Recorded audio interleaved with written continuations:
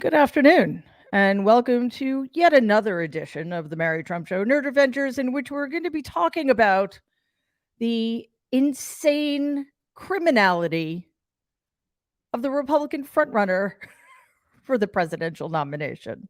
I mean, oh my God, I don't even know what to do with this anymore, Jen Taub. I mean, the only good thing about this is that open the can of soda before the show next time. The only thing, it's very loud. The only good thing about this is that we somehow didn't realize that my impeach the motherfucker already t-shirt, which became useful for indict the motherfucker already, can now be used to stand for imprison the motherfucker already. This is, I don't want to say it's incomprehensible, because it's not incomprehensible, but this isn't about him anymore. This is about the massive failures of certain individuals. This is about the massive failures of the system. This is about the massive failure that is the American so-called justice system. And Jen, none of it's new, of course. But when you can so clearly say that anybody else who's done what Donald Trump has done would be in prison already pending trial and then stay there for the rest of his or her natural life, that's very telling, isn't it? Yeah, even for people of his, stature. I mean, stature is a funny word to use with him because I have so little respect for him. But I mean, his social standing, His even position. his position in society. He's a highly ranked person in society because despite his having billions of dollars in debt, the guy, he's perceived socially. He's white, he's male, he's wealthy, he's connected to all kinds of people, And right? tens of This is millions of anti-democratic, pro-autocracy fascists in America elevated him to a position for Yeah, which even he's before. utterly unfair.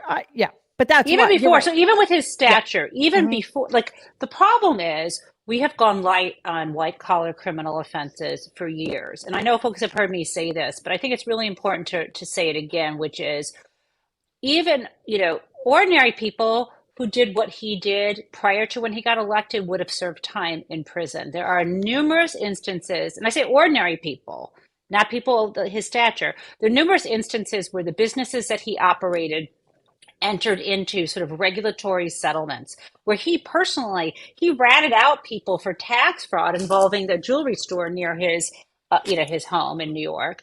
And there's so much that he did. There was money laundering accusations, there was securities fraud, but the SEC settled civilly, or I could just go on and on and on, not to mention the tax evasion stuff that his father was also involved in. And so ordinary people would have been stopped in their tracks. He was treated with kid gloves, just like other sort of white collar criminal types. This is how the government deals with it. They think, you know what? Let's not, they somehow have this sort of, what's the word we use? Abolitionist, non-cast, anti-carceral state, and it's liberals especially, it turns out over the years, are like, we don't want to put, rich guys in prison. They'll learn their lesson if we make them pay a little bit of money out of the billions more they make, which is, of course, not true. So, this is how he gets to the position where he's so elevated in society that he could even think of running for president because he, like other wealthy people and other wealthy businesses, just settled civilly. But what you're talking about, Mary, now is the problem is, even knowing that, our current Department of Justice, even knowing everything he did, even with the Mueller report, so I'm talking about what he did before he got in office and what he did while he was in office, they've dragged their feet to the point now that he's going to be not just the candidate from the Republican Party, but he's poisoning the society. He is repeating his lies, and we have hundreds of millions of people who believe him. And I leave that Not right at quite the that many, feet. Well, I hopefully. leave that I at mean, the feet. globally, probably, but in This is America, my this is my dead bird gift to the doorstep of Merrick Garland. You know how cats will leave a dead bird and they think it's a gift? It's not a gift. Sebastian might overhear you. Okay, so let's lay Oh, off the. I don't mean that kind of bird. I mean a bird, and I Yeah, love birds, but I mean, I don't yeah, want a bird to yeah. be slaughtered even by a cat.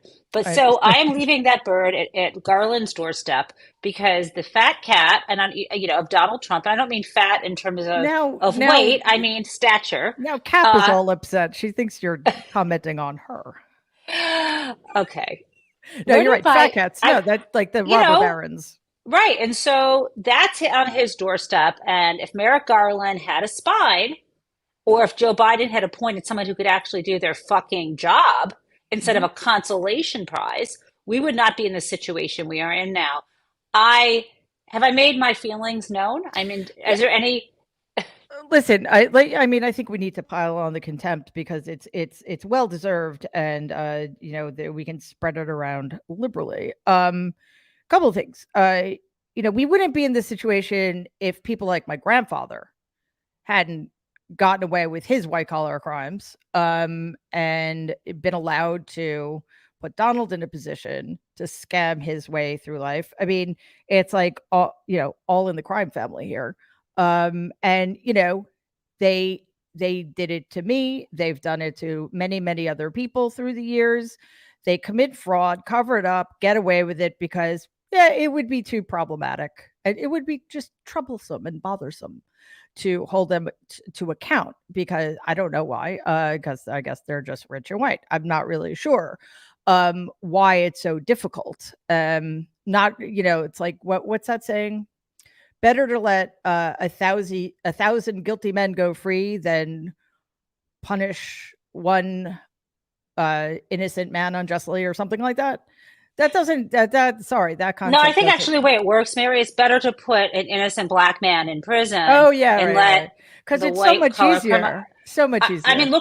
look at the record on that. I mean, in our Yeah, history. right, exactly. But and this also goes back to we often say, and in fact, I think Heather Cox Richardson wrote a book called "How the South Won the Civil War." But it's not so much that the North lost it; the North conceded it. Uh, Back then, Republican, pro-abolitionist Republicans thought it was just too much of a pain in the ass to hold the white Southern enslavers accountable for anything. And, here we are, Danielle, where, I've been thinking a lot about something Jason Johnson said after what's his name, the murderer of George Floyd. Can't remember his name, but that's okay. Derek Chauvin. Thank you. The murderer of George Floyd was convicted. I don't have the exact quote, but basically what Jason Johnson said was, but look what it took. Look what we needed in terms of proof and witnessing in order to get one white guy convicted of an obvious murder. And Danielle, that's what I keep thinking about. Like, look where we are. Look what we have. I mean, most of the evidence against Donald, actually all the evidence against him is among people in his own orbit. So we can't pretend that this is some kind of political hit job. And most of the person most indicting him is him. So what is it going to take? And when are people going to sit up and understand what is so deeply, deeply wrong, and get rid of all of the people who were supportive of this? I mean, there's so much, right? Like the fact, the reality is, and we talk about this on your show, I talk about it on my shows, is that whiteness protects whiteness. Yeah. And you can twist yourself into all different, types of pretzels in order to come up with whatever other excuse there is that a man like Donald Trump, who's been caught on, tape, and he's not even being caught, right? Do you know what I'm saying? We're just airing it. But it's not as if that is going to be used in any real way, because if you were to have a quarter of the evidence that has been presented by reporting, just basic reporting, right?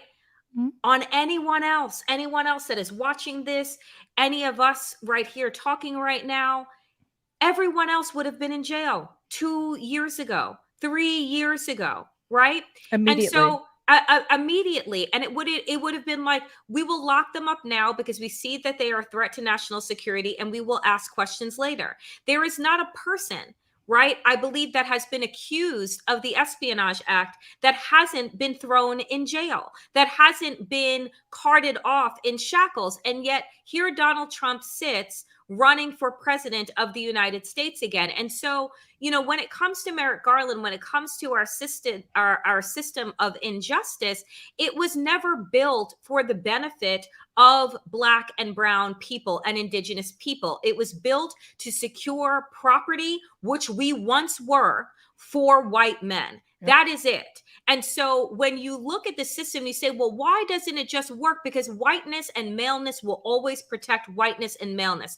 You have the false sense of justice when you believe that these two separate groups are wearing two different political party hats. But when it comes to criminal enforcement in this country, they're actually wearing the same fucking white hat. And it's not the white hat of goodness, right? It is the consideration and understanding that the Klan had, right? Which is that Blackness by virtue of birth is criminal, right?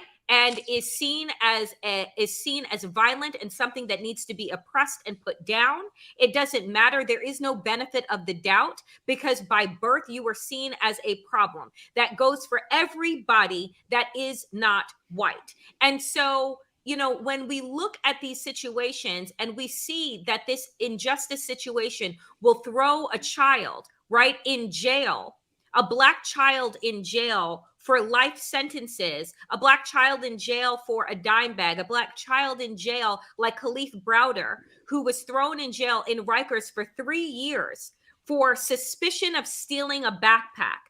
No evidence was found. There was no court case. There was nothing. 3 years. And not just anywhere. He sat in Rikers. He sat in Island. Rikers as a 16-year-old. There are too many fucking stories of that, and then committed suicide 2 years after his release. There are too many stories like this for that to be accidental. It is purposeful, because at the end of the day, what is wanted is white ascension, right? And Black and brown and indigenous dissension. That is how our society has been built. That's how this country has been built. So when we see such egregious acts, and then they want to gaslight the fuck out of us and tell us that justice will come, just wait, it's slow, right? It is a relationship that that Black and brown and indigenous people in this country have with an abusive partner that we refer to as the United States of America, that beats the hell out of us, that is toxic. And, and yet we can't escape, because I don't know where the fuck we're going. Yeah. I think one thing, we always have to be educating people. So, again, anybody who's not familiar, a really good sort of primer on Reconstruction is Eric Foner's Short History of Reconstruction. It's short and it's to the point, and I think it hits the notes that are essential information for especially white Americans, because what, Black people know this shit, guys. And people like Ron DeSantis are doing everything in their power to keep the rest of us ignorant and stupid and mean. So we have to take that power into our own hands. I'm trying to find a transcript, because I realized we started the show just assuming everybody knew what we were talking about, and I think there's a good chance that most of the people watching do know. Come here, Cap. But even if maybe you haven't heard the audio, there are so many things about it aside from the obviousness of the crime committed. that I want to get to. But Jen, you had a point you wanted to make. Yeah, there's something Danielle said, and it seems so obvious what I'm about to say, but some bunch of stuff just clicked in for me. And one of the things that Garland has said and people defending him have said is, look, he has to go slow because if he had immediately appointed a special counsel to investigate Donald Trump for the insurrection, for example, it would have looked partisan. And his whole thing is, I want to destroy. I want to, Freudian slip. I want to restore the reputation of the Department of Justice. Listen, I think you should go with destroy. But one thing he keeps ignoring, and maybe it's because those of us who have expressed this haven't maybe expressed it loud enough or because no one listens to us, is that he's perfectly fine with not restoring. He's perfectly fine with continuing to maintain the reputation of the Department of Justice as patriarchal. In other words, and by patriarchy, I mean not just men, but the white men who created the system that Danielle was talking about.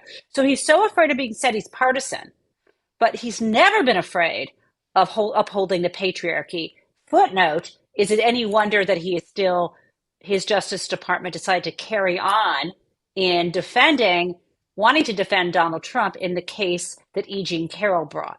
In other words, Garland represents and maintains a kind of pretending to be neutral white male patriarchy that hides behind tradition and institution without understanding that to make an institution strong, just like the United States and democracy, you have to look at the hypocrisy. All of us want democracy. We don't say we're against democracy, but we point out the slavers who founded this country and talk about how, hello, Frederick Douglass, his speech about July 4th, what does it mean to an enslaved man? I'm rephrasing, I don't forget the exact title. The same thing. What does the Justice Department mean to people who have lived under patriarchy? And whatever he thinks he's doing, he is just reifying patriarchal control. And people like Reality Winner, a young woman who shared one document, was thrown in prison immediately. Donald Trump, who is like waving around the most sensitive military and national security secrets, isn't just running around free. He's fucking running for the United States presidency. Fuck you, Merrick Garland.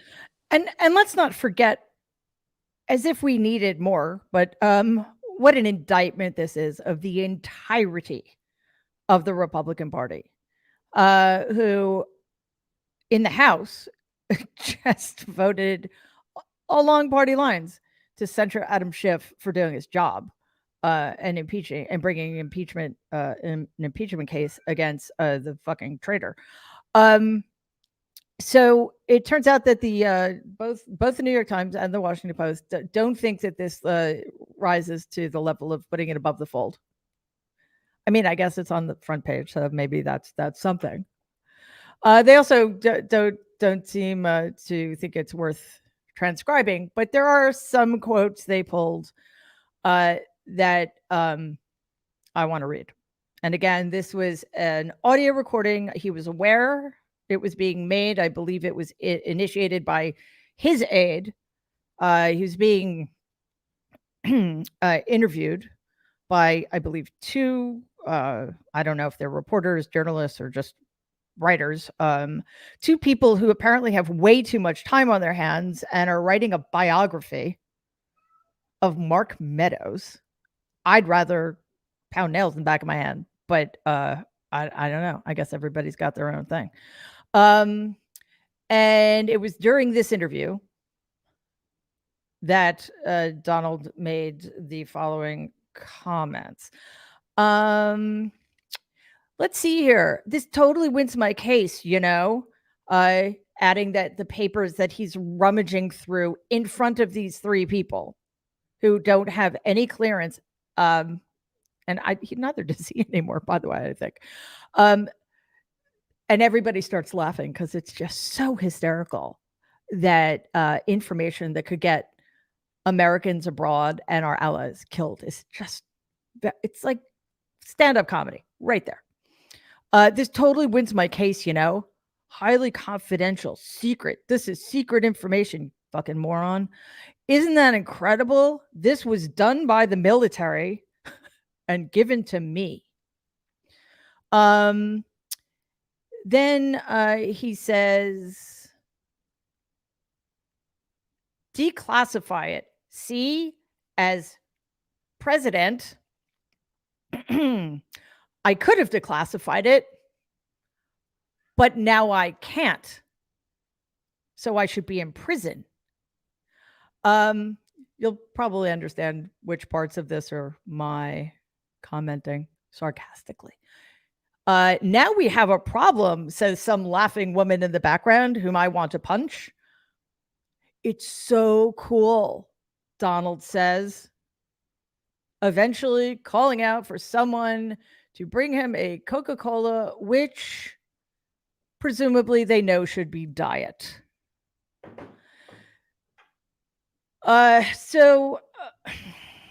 Danielle, it's the fact that it happened. It's the contempt.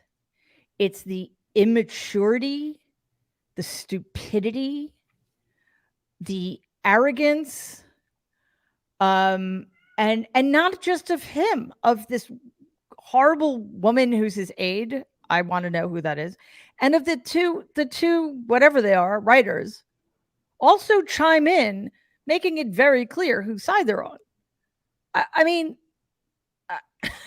it's not a smoking gun. It's a video of somebody loading a gun, pointing it at somebody, pulling the trigger, the other person dropping dead, and the person with the smoke gun that's now smoking turning to the camera and saying, see what I just did? I just shot a guy with a gun. The thing that got me, and I put this in our private chat and I tweeted it yesterday, it was the laughter of what sounds like, a young woman just, giggling along with Donald Trump, and Trump just seemingly doing what he does, which is wanting to impress, wanting to be cool, wanting to seem tough and powerful, right? All of this is just one big egotistical nightmare, right? Like, part of me believe two things can be true at the same time. One, I can believe that Donald Trump stole those documents because Donald Trump wanted to sell information, right? I can absolutely believe that. That's number one. Number two, I also believe that Donald Trump took those documents so that he could have talking points and bragging points for the groupies that would come into Mar-a-Lago, and he could showcase, look what I have, look what I have, look what I have, right? And seem, bigger than he is, because he's so just such a fragile, small, insecure, all of this could have been avoided if most white men went to therapy, right? Instead of taking out all of their fucking insecurities and issues out on everybody around them. And I mean that seriously. Like, I'm not even, joking. A lot of white women too. Yeah. I just, all of this is just so performative. That's what I got from it. It is just so performative in its nature and deplorable and disgusting. And beneath the office. But it's like we say all of these things over and over again. And to the point that was made earlier, right, about Merrick Garland and wanting to preserve patriarchy and to preserve the institution. Folks, we have to understand that's the goal across the fucking board. Like, we're here in this space right now because a black man became president of the United States and white America lost its fucking mind. And so in order to restore their balance of what they believe power is, they had to present their fucking worst, right? The person that was going to elevate and give air to and a microphone to their grievance about no longer being worshipped, about no longer being able to subjugate, about no longer being able to be their worst selves, right? And be accepted as such because they are white. This is why we are here. This is the entirety of what white lash looks like every time there is progress that is made in this country. And so by presenting Donald Trump, this egotistical toddler of a man who embodies all that white men have ever wanted, right? Which is power, the ability to grab people by the pussy, do whatever it is that you want and get away with it and have the money and the cachet that doors open for you. He is their model. And has been right? And so when you look at, you know, who Barack Obama was, and you look at who Black people are that have risen to this level, the amount of perfection, this like the stellar nature, the fucking resume, right? And then you look at Donald Trump, and that is just a fuck you to everybody that has ever been told that like education is the key, that like all you have to do is work hard, blah blah. You don't. You got to be born white and wealthy and like male. That's all you got to do. Yep. That is the formula. And you're right, it's self-perpetuating because they have no interest in challenging. I guess it's a little demoralizing to see just how few people really are interested, who really don't understand that there's only so much money one person should have, that there's only so much cruelty and hatred that's worth putting up with in order to make sure that you retain your illegitimately won, quote unquote, won and held privilege. I mean, it's just kind of.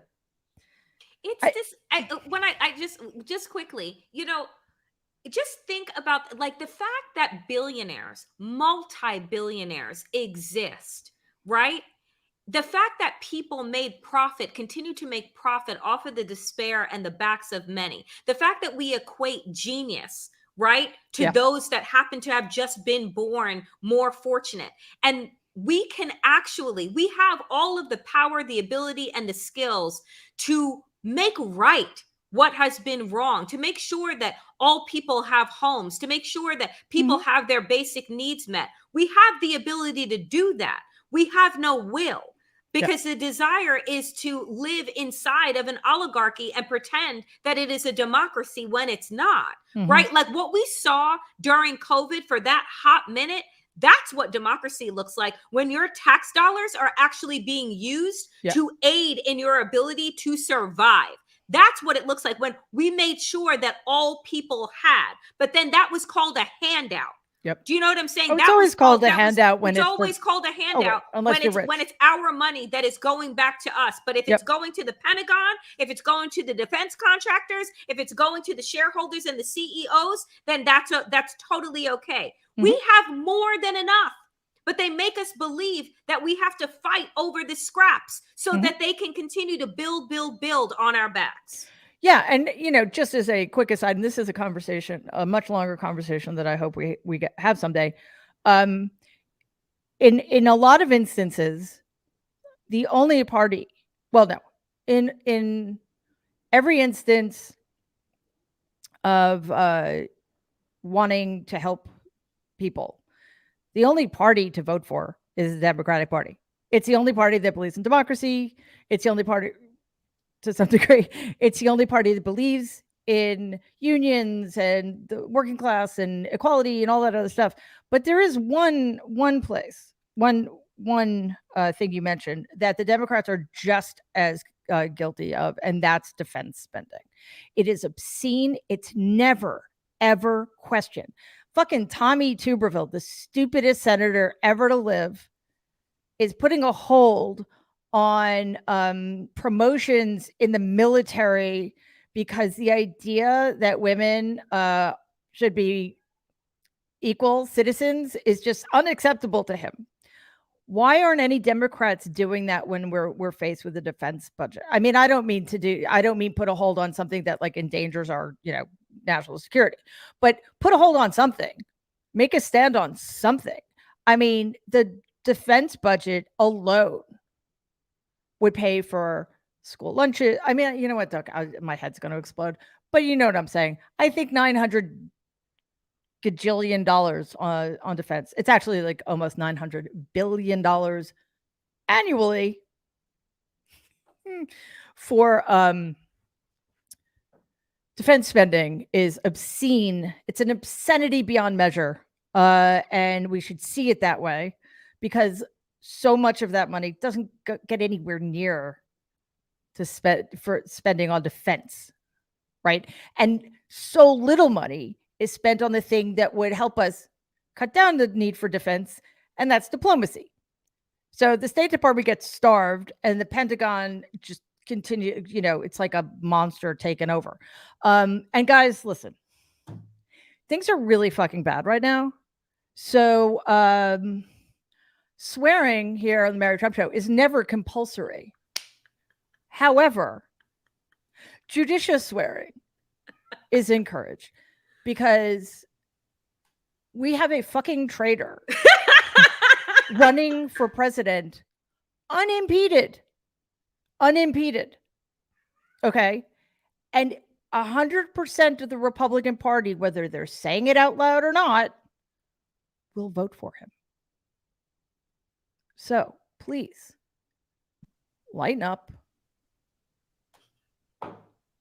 and swear. Mm-hmm. Because if you had said to me after November 7th, 2020, when I think some of us finally slept for the first time in 4 years, that things would be worse now than they were then, I would have told you to fuck off. Yeah, I mean, Mary, the can you sleep through the night meter? I'm not sleeping through the night anymore. I'm waking up every night twice at 2:30 and then at 5:30 in the morning, like it's 20, Well, look, yeah, it's 'cause 16 through 2020 again. The bad guys keep winning. And I don't know, are we supposed to get used to it and just take it in our stride? No, but we've got to figure out a way to manage it so that it doesn't debilitate us. I don't know about you guys. I'm feeling pretty debilitated. Yeah, I started, we talked about this before, but I started grinding my teeth again at night. I woke up the other morning and my jaw was in so much pain. And I'm like, what's happening? I'm like, oh, it's the stress again. It's crept back in, the worry. We all need chew toys or something. Yeah, I do. She's knitting, right? I'm like, we need to do this. I need to do your show on a treadmill so that I can get out. That's actually I guess it was definitely after the 2016 election. I was struggling, shall we say. And I would have these very, very long phone conversations. And after months of this nonsense, a friend of mine was like, just imagine how much better it would have been if we were both on treadmills. Well, it's now you tell me this. I would have gone and gotten a treadmill. Of course, I would have used it as a hanger. But anyway, maybe it's a thought that counts. But it's true. And I think a while ago, I think Dolly was here as well. We'd come up with this idea of doing a non Sky is Falling book club. That's not what it was called. A non-apocalypse book club. So anybody reading anything good? Because I gotta tell you, as I may have mentioned here before, I've been rereading Henry James's books chronologically. And there are actually a couple that I never got around to reading. And so the one I'm reading now is one I'd never read, and it's The Bostonian. And I can't because one of the main characters is a Southerner. It's right after the Civil War, and his whole family were enslavers. And I'm like, this man, it's like reading about a serial killer who everybody's just having dinner with, even though they think it's bad that he's a serial killer. I can't do it. So that escape doesn't work. And I know that Henry James's politics were good, and I don't think it's a reflection of him. It's a reflection of what society was like, right? During Reconstruction. Well, the war's over. Let's let bygones be bygones. Oh, you're still going to keep torturing and maiming and murdering Black people? What are you going to do? You need your land back. Oh my God. So I need something else. Clearly. Is there anything you guys are doing that's helping? Because I think everybody needs something. Jen, you had a finger raised. Yeah, I mean, I think a knitting finger raised. I think that even though there's a lot I'm reading that's kind of esoteric or archaic nonfiction related to my book project, That won't help any of which us. won't help anyone. I've discovered that reading fiction is, which is what I used to love to read, is very comforting. And in fact, I just started reading a novel that I'm so hooked on right now. It's called The Italian Lesson. Oh yeah, I've Um, heard of that. yeah. But what's nice about it, it's Italian Lesson. These friends that I know have launched. Oh, I'm one of them on Substack, something called Backstory Serial. We Hmm. love that place, Mary. It's a politics-free zone. Mary is writing a serialized romance thriller type novel, and it's super fun. And I Cool. like the recipes and knitting patterns that go with it. So for me, escaping into that world and being able to engage with you in a non-political way, Mary, is Yeah. makes my heart not want to Yeah. explode in my head, fall It, off. all right. We'll get back to that because Danielle has to leave in a couple minutes. So Danielle, please help I us. mean, what help us? I meditate multiple times a day. I start my day with meditation. I end my day with meditation. Can- I'll try and spend a lot of time in nature. I have a quick question for you Yeah. about meditation because for people like me who find it difficult and find meditation apps overwhelming, it's like I just want somebody to tell me what to do. Yeah. Is there one, not an app, because again, you go to Calm or Yeah. whatever and it's like, oh, here are 7,000 It can trillion. see for me, like I use Insight Timer, and I found like a couple of meditation teachers that I just really like and really Okay. connect with. And then I just, whenever they post new meditations, but I'm one of those people that will just listen to similar things like Okay. over and over again. Yeah, that's what I'm looking for. And One I thing like, that works. yeah, and I like a guided meditation. Yep. There's a particular, and I'll send you a couple, because I'm like, there's a particular person, who's like, this meditation is for Yeah. overwhelm and Yeah. realignment, like recognizing that, like, folks, it's really hard to stay balanced, to stay happy, to stay healthy, when all of these things just keep happening every single day, every single week. And so you have to really make your joy and health intentional. And so for me, I walk at least 4 miles a day in nature, close to water, because that helps me get into a good space. And I'm trying to also just like spend a lot of intentional time with friends, and with loved ones, like doing fun, silly, things, or like nothing. Yeah. And just like reminding myself that it's just really important to live. But like for me, body movement gets the it minimizes the teeth grinding. It minimizes like the bouts of insomnia that I go through. If I can like just get my body physically moving and also spend time in nature, those two things are key for me. Yeah, that is absolutely true. It's called, what's this thing called tree bathing?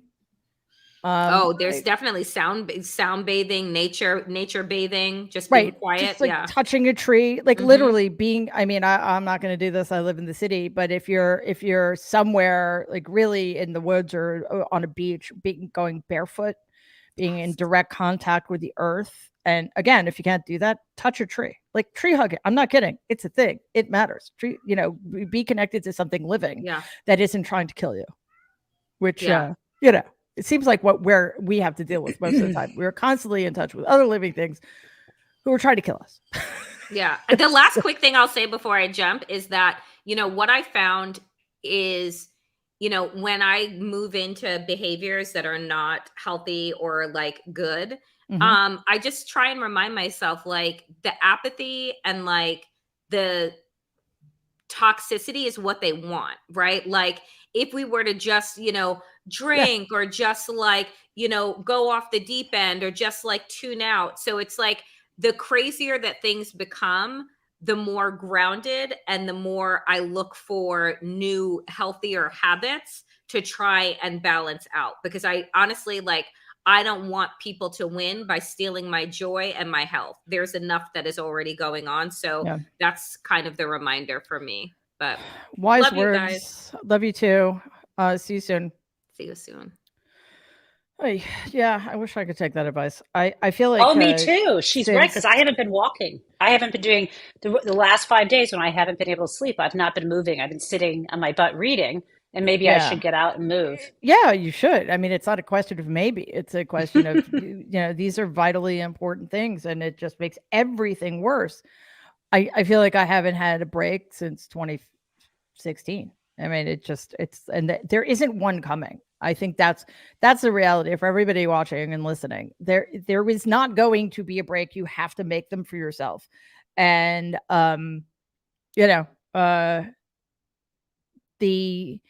it's sort of it feels like the rare bits of good news we get are kind of theoretical. For example, something very, very important happened today in the Supreme Court. I'm sure there are going to be some terrible things coming out of the Supreme Court, especially vis-a-vis affirmative action.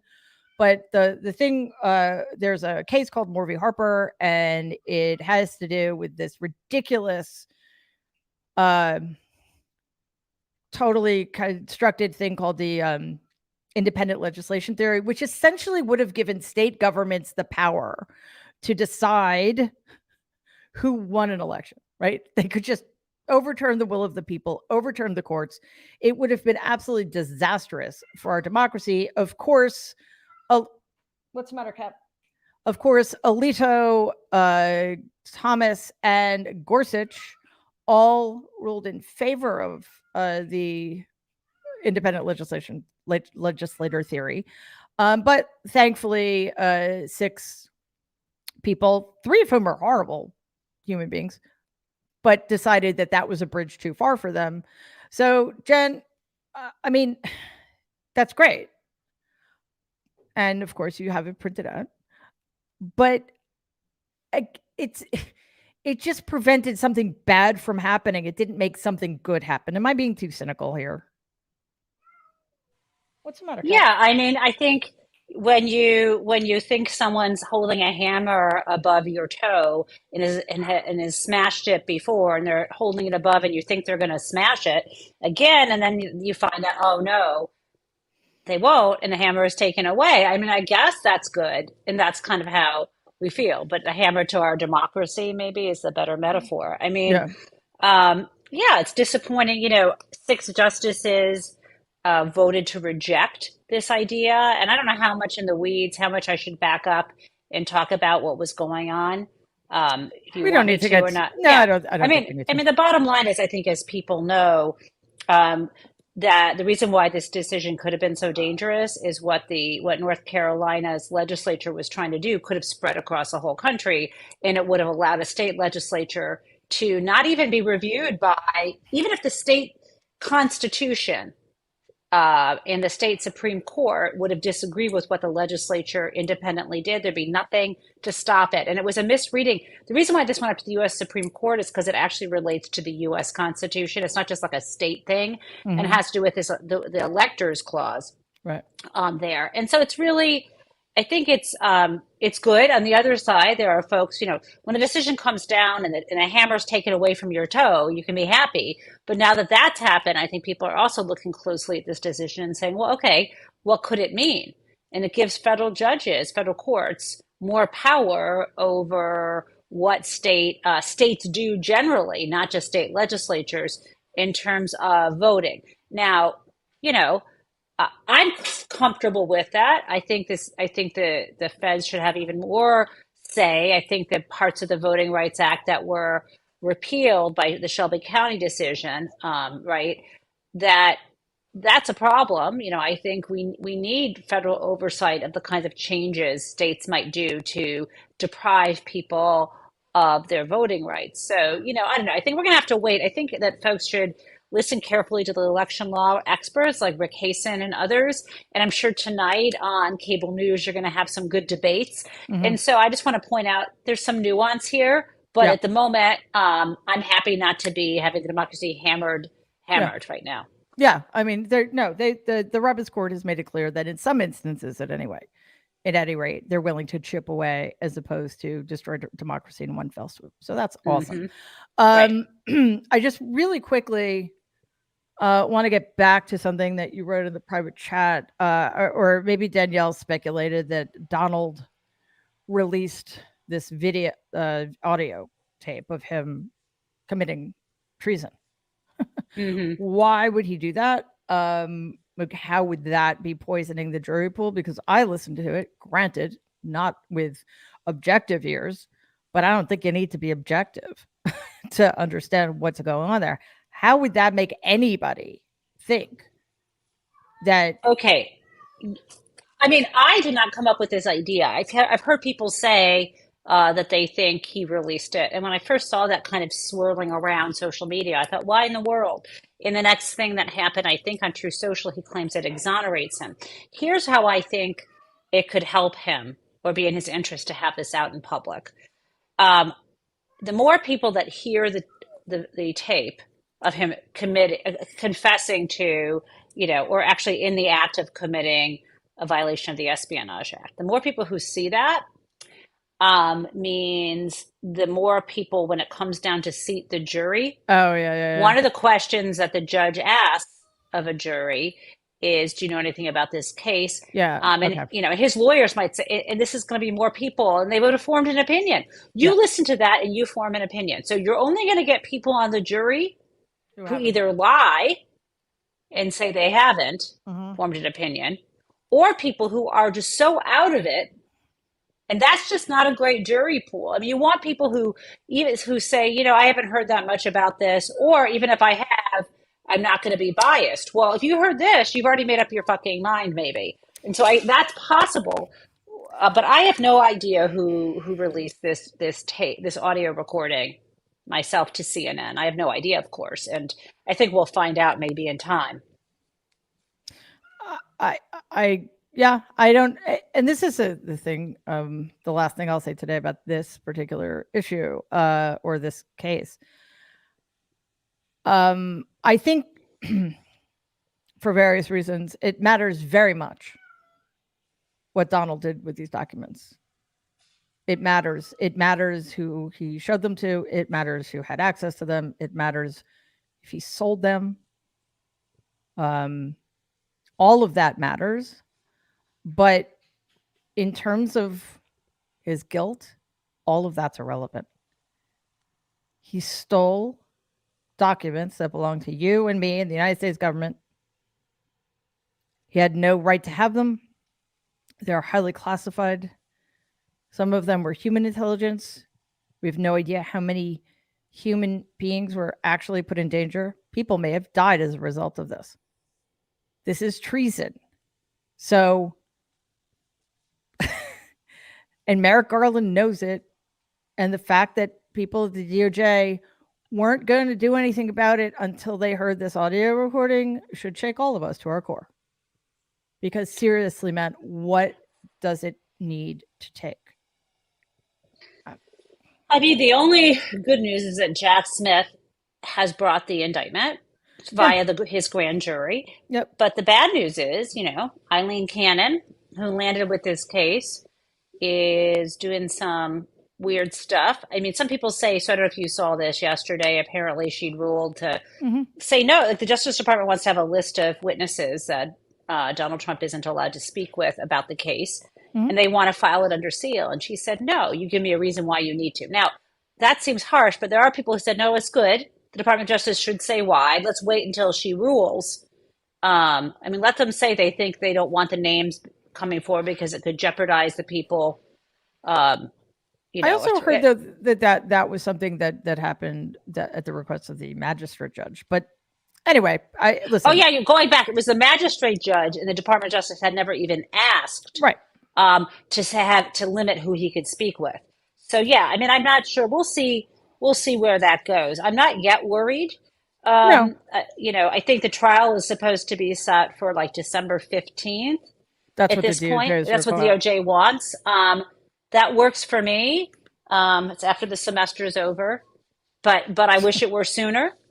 And the reason why it's not sooner is because There's all this secret. It's the very nature of the beast here. There's all this secret information. But the problem is, if he were a normal person, he'd be in prison pending the trial. And that's the thing, though. It's like Donald always commits crimes that are the nature of which protect him. Okay. Yeah. I mean, I swear to God, I feel like just going out and committing crimes and recording Probably them. You shouldn't do that. I don't think you should not going say to. that or do that. You know what I am going to do? What? I am going to continue to write the Italian lesson. Good. And we're going to continue making sure people have a blast over at Backstory Serial. We've got a knitting pattern up there that everybody should check out. We've got recipes coming up, all sorts of, and the story, of course. So you should definitely go check that out. It's Backstory Serial, SERIAL.com. I also just started a new venture with my buddy Bob Seska. It's called Trek Politics, and it's not about our politics. It's about Star Trek politics, which is much more fun and less life-threatening. Is Star Trek the same as Star Wars, or is that a different franchise? All right, Jen Taub, Danielle Moodie, thank you so much for being with us today. We're going to leave it there. I know. So seriously, Jen, thank you. Danielle, thank you so much. And hopefully we will see you soon.